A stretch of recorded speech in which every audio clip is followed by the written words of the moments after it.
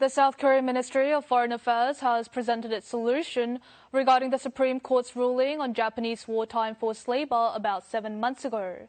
Korea suggested that Korean and Japanese corporations raise a fund together to pay compensation to the victims as a way to improve bilateral ties between the two nations. However, Japan has shown a negative response. Back in October 2018, Japan strongly rebutted the South Korean Supreme Court's ruling that Japanese companies must compensate the Korean victims of Japanese wartime forced labor.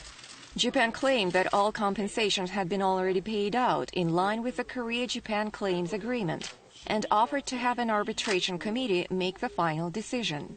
The South Korean government, which had refrained from responding to the matter until recently and only said it respected the Supreme Court's decision, has proposed a solution to Tokyo for the first time since the verdict was made about 7 months ago. Seoul suggested that a compensation fund be raised not only by Japanese companies, but also by Korean businesses that have benefited from the Korea-Japan Claims Agreement. First Vice Foreign Minister Sei-young visited Japan last weekend to personally deliver Seoul's proposition.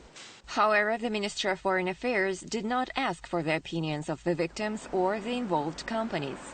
피해자들 지원단체와 충분한 협의의 시간들, 절차들이 이루어졌다면 저희들의 의사를 반영할 수 있는 기회 혹은 저희들 나름대로의 평가가 가능했을 텐데 저희가 미리 협의하는 절차가 없었기 때문에 Japan has clearly stated its refusal to accept Korea's proposition.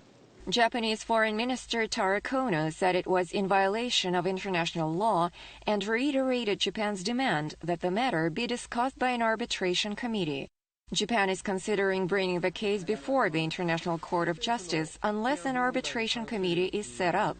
However, this would be impossible without Korea's consent.